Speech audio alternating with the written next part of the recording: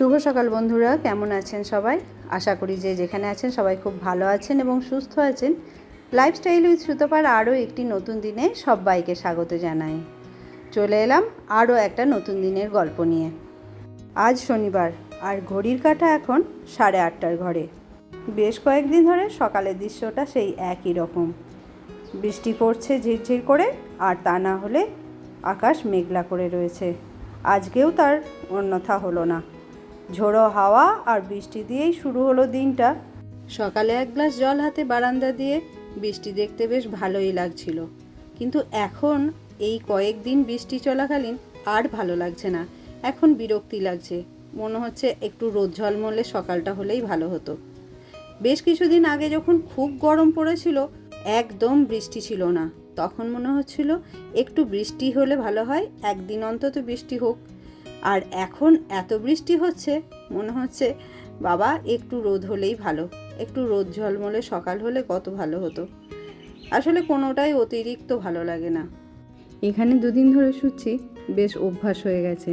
আর সকালবেলায় উঠে আগে এই জায়গাটা পরিপাটি করে না রাখলে, সব কিছু গুছিয়ে না রাখলে খুবই অসুবিধা।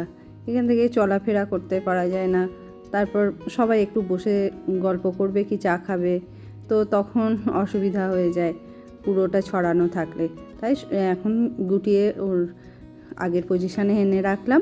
এখন সোফা হয়ে গেছে, তো যাই হোক, এখন গুছিয়ে সুন্দর করে রাখলে কি হয়, দেখতেও ভালো লাগে আর চারিদিকটা বেশ পরিপাটিও লাগে, তাই না?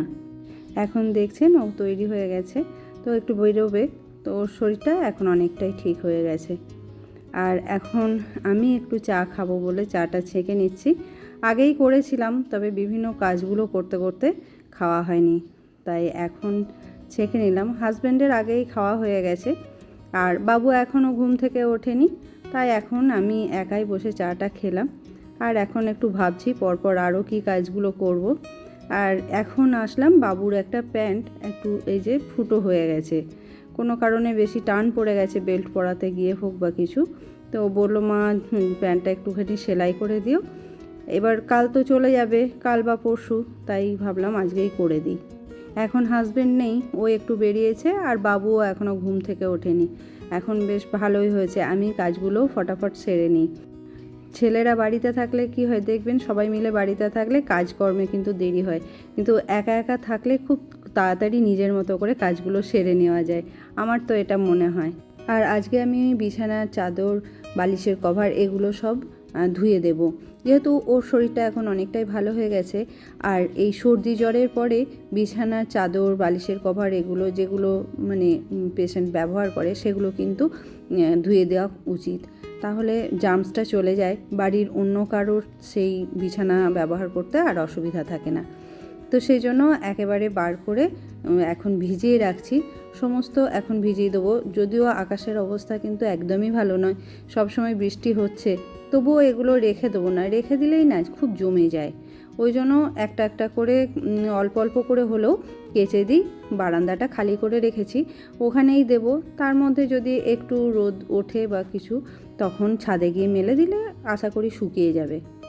মোটামুটি যেটুকু ডাস্টিং করা ছিল করে নিয়েছি, এখন ঝাড়ু দিয়ে নেব, তারপর প্রত্যেকটা ঘর ঝাড়ু দিয়ে তারপরই ঘরটা মুছে নেব।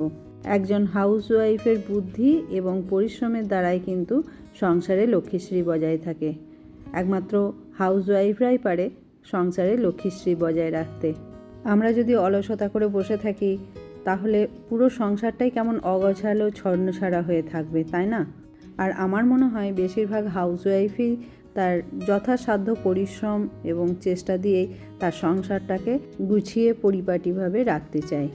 আর আমার মনে হয় বাড়িটা যদি খুব দামি দামি জিনিস দিয়ে সাজানো নাও হয়, খুব সামান্য জিনিস দিয়েই সাজালাম, কিন্তু যদি পরিষ্কার করে একটু সুন্দর পরিপাটি করে রাখা যায়, তাহলে বাইরে থেকে কেউ আসলেও তারা খারাপ পায় না, বরং আপনার প্রশংসাই করবে যে কী সুন্দর ঘরদোর গোছানো। সেই প্রশংসাটা শুনতে কিন্তু বেশ ভালোই লাগে, তাই না? আর এই যে ফ্লোর ক্লিনারটা আজকেই প্রথম ঢাললাম, অল্প করে ঢেলে নিলাম 5 লিটারের বোতল থেকে। 5 লিটারের বোতল থেকে তো রোজ রোজ ঢেলে নেওয়া সম্ভব হয় না, ওই জন্য একটা 1 লিটারের বোতলে অল্প করে ঢেলে রেখে দিই, তাহলে প্রত্যেক দিন সেটা ব্যবহার করতেও সুবিধা হয়। অনেক দিন আগে আমি একজন ভিউয়ারের কাছ থেকে এরকম কমেন্ট পেয়েছিলাম যে একজন মানুষের পক্ষে সকাল থেকে এত কাজ করা কি সম্ভব? ভিডিও বানানোর জন্যই এইসব এক্সট্রা কাজ দেখানো হয়। তো এই কথাটা একদমই ভুল। আমি যে সমস্ত কাজগুলো দেখাই সেগুলো একজন মানুষের পক্ষে সত্যিই করা সম্ভব, বরং এর থেকেও হয়তো আমি আরও অনেক কাজই এক্সট্রা করি যেগুলো অফ ক্যামেরা করি। সব সময় আপনারা অনেকেই জানেন বা যারা ভিডিও বানায় তারাও জানে সব কিছু দেখানো সম্ভব হয় না।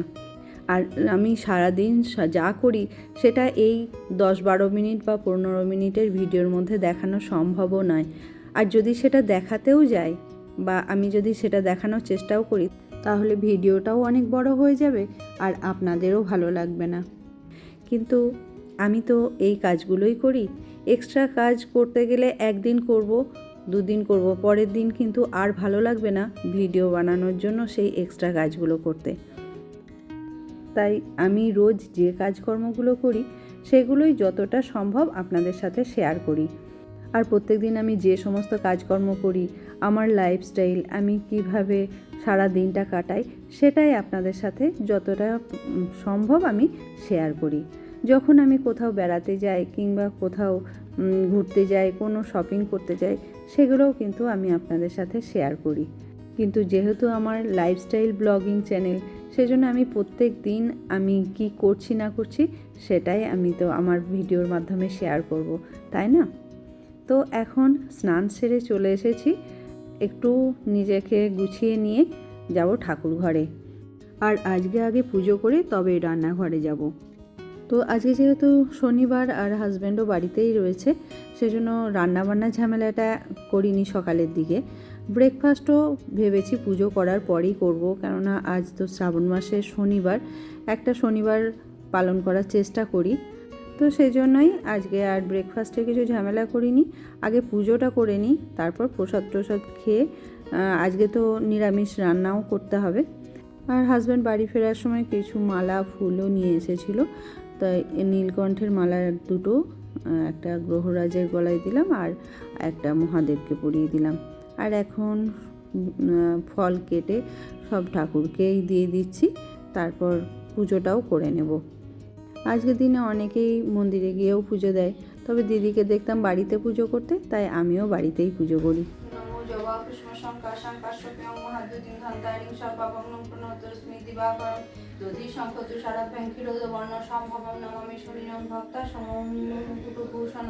ধরণী গর্ভ সম্ভূতং বিদ্যুৎ কুঞ্জ সমপ্রভম কুমারং শক্তি হস্তাঞ্চলিতাঙ্গং নমঃ যোগকলিকা শ্যামং রূপেণ প্রতিমং বুধং সোমং সর্বগুণপেতং তং বুধং নমঃ দেবতানাং ঋষীণাং চ গুরুং কনকসান্নিভং বন্ধভূতং তিলোকেশং তং নমামি বৃহস্পতি হিমকুন্দ মীনালাভং দৈত্যানাং পরমং গুরুং সর্বশাস্ত্রোপভোক্তারাং ভার্গবং নমঃ নীলাঞ্জন সমাভাসং রবিপুত্রং যমাগ্রজং ছায়া গর্ভ সম্ভূতং তং নমামি শনশ্চরং অর্ধকায়ং মহাঘোরং চন্দ্রদিত বিমর্দকং সিংহিকায়া শুলতং রৌদ্রং তং রাহুং নমঃ কলালু ধূম সংকাশং তারাগ্রহ বিমর্দকং রৌদ্রং রুদ্রাত্মকং ক্রূরং তং কেতুং নমঃ ইতি শ্রী ব্যাসদেব মুখোদগীত যপঠেত সুসমাহিত দিবা যদিবা রাত্র শান্তিস্তস্য ন সংশয় ঐশ্বর্য মাতুলন্ত সমারোগং পুষ্টিবর্ধনম নর নারী নিপানাঞ্চ ভবদু স্বপ্ন নাশনং গ্রহ নক্ষত্র যা বিরাস্তস্করাগ্নি সমুদ্র ভবা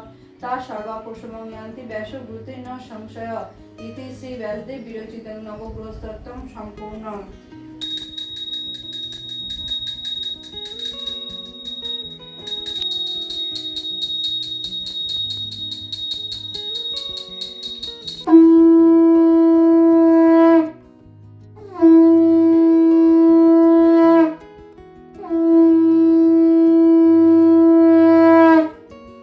আজ ও পুজো করার সময় আমার সাথে ছিল। প্রসাদ নামিয়ে এখন চলে এলাম রান্নাঘরে। আজকে নিরামিষ খিচুড়ি করছি। আজকে যেভাবে খিচুড়িটা আমি রান্না করছি এর থেকে সহজ পদ্ধতি আছে বলে আমার জানা নেই। তো আজকে আমি ডালটা ভেজে একসাথে চালে ডালে বসিয়ে দিয়েছি, তারপর হলুদ, লঙ্কা আর জিরে গুঁড়ো দিয়ে নুন দিয়ে দিলাম, মিষ্টি দিয়ে দিলাম, তারপর সিদ্ধ হতে দেব। ধিমি আঁচে সিদ্ধ হওয়ার পর তেলের মধ্যে জিরে গোটা আর শুকনো লঙ্কা তেজপাতা ফোড়ন দিয়ে সিদ্ধ হয়ে আসার পরই ফোড়নটা দেব। আর ফোড়ন দিয়ে একটু সময় ফুটিয়ে নেব, তারপর নামাবার আগে ঘি দিয়ে দেব। আর আমার মনে হয় আজকের রেসিপিটি যে রান্না না পারে তিনিও করতে পারবেন, এতটাই সহজ। আর এদিকে বসিয়ে দিয়েছি লাল শাক ভাজা। আর এখন বেশ একটু রোদ উঠেছে, তাই এখানে জামা কাপড়গুলো এখনই শুকাবে না ভেবে তুলে নিয়ে আসলাম ছাদে। বারান্দাতে তো সারা দিনেও শুকাতে চায় না, কিন্তু এই হালকা রোদ হাওয়ার মধ্যে যদি কিছুক্ষণ থাকে তাহলেই জামা কাপড়গুলো কিন্তু অনেকটাই শুকিয়ে যাবে। আর একটু রোদ হাওয়া পেয়ে গেলে কি হয়, আর গন্ধটাও হয় না।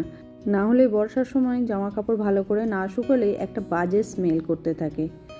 যাই হোক, এদিকে জামা কাপড়গুলো শুকোতে দিয়ে দিলাম, এদিকে শুকাতে থাক।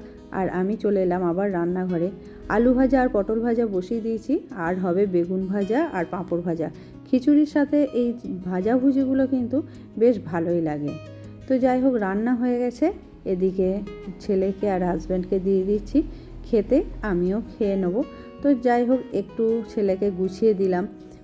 আর কি, এই তো চলে যাবে, তারপর তো নিজে নিয়েই কি খাবে কি না, তাই একটু মনোমতো করে গুছিয়ে দিলাম। তো যাই হোক, আমাদের লাঞ্চ কমপ্লিট। একটু ভাবলাম রেস্ট নেব কিংবা ভিডিও এডিট করব, তখনই দেখতে পেলাম যে আকাশও কালো হয়ে আসছে। খুব জোরই হয়তো বৃষ্টি আসবে কিছুক্ষণের মধ্যে।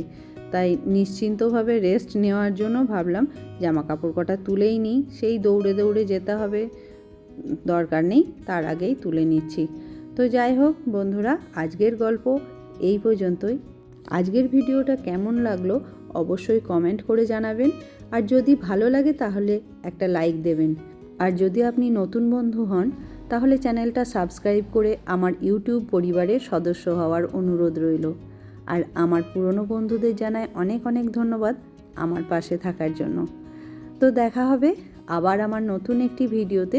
ততক্ষণ সবাই ভালো থাকবেন, সুস্থ থাকবেন, সাবধানে থাকবেন। আবার ফিরে আসবো একটা নতুন দিনের গল্প নিয়ে।